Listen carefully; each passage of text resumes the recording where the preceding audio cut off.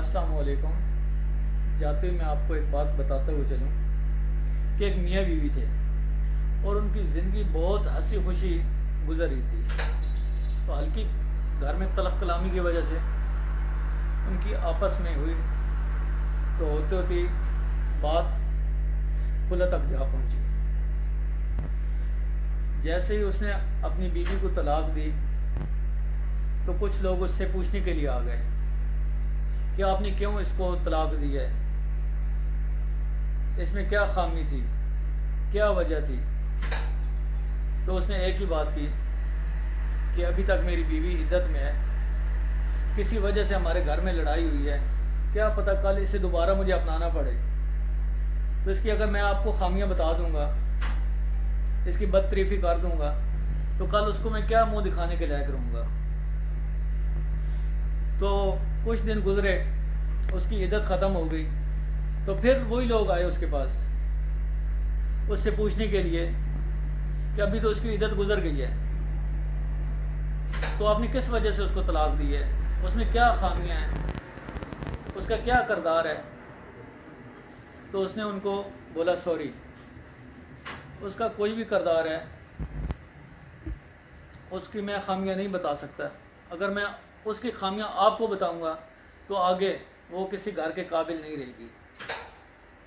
तो फिर कुछ दिन गुजरे, उस लड़की की शादी हो गई,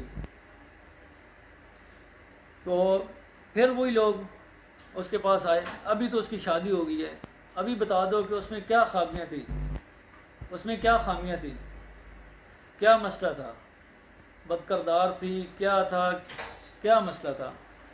तो उसने बोला सॉरी, अभी तो मैं कुछ भी नहीं बताना चाहता, क्योंकि वो अभी किसी घर की इज़्ज़त बन गई है, किसी घर की जीनत बन गई है, किसी घर की रौनक बन गई। तो इसलिए पूछने वाले तो पूछते रहते हैं, क्योंकि उनकी आदत होती है। अक्सर जो लोग आपके पास आते हैं तसल्ली देने के लिए, और तसल्ली देने के लिए नहीं आते, वो तसल्ली करने के लिए आते हैं कि वाकई में ये परेशान है, वाकई में इनमें ये मसला है, वाकई इनमें ये खामी है, तो ताल्लुक़ रखो, लेकिन किसी में से खामियां मत निकालो, किसी की बदतरीफी मत करो, किसी से ऐब मत निकालो। वासिफ अली वासिफ अपनी किताब में लिखते हैं, हमेशा तल्लक का पता तब ही चलता है जब तल्लक टूट जाता है, जब तल्लक ख़त्म हो जाता है, उसके बाद पता चलता है कि फ़लाँ आदमी क्या था, उसने पीछे से क्या बात की है। इसलिए एक आपको मैं मिसाल देता चलूँ कि एक लड़की थी, उसकी शादी हुई, तो कुछ अरसे बाद उसको तलाक हो गई। तलाक होने के बाद उसकी दूसरी जगह पे शादी हो गई। जब दूसरी जगह पे शादी हुई तो घर में कोई ना कोई छोटी मोटी तो बातें होती ही रहती हैं, हर घर में होती हैं, ये घरेलू मसले हैं। तो वहां पे भी उसकी तलख कलामी हुई, तो वहां से भी उसको तलाक हो गई। जब वो तीसरे घर में गई तो वहां पे भी उसको यही बातें सुनने को मिली।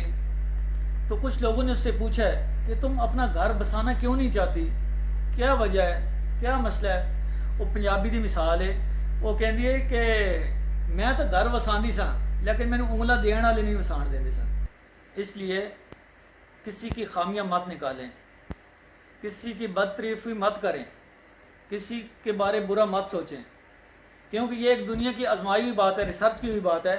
अगर कोई एक उंगली किसी की तरफ करता है, अगर एक खामी किसी में से निकालता है, तो ये 3 उंगलियां उसकी तरफ होती हैं, और पीछे कई आप में से खामियां निकालने वाले होते हैं, और कई आपको नोट करने वाले होते हैं।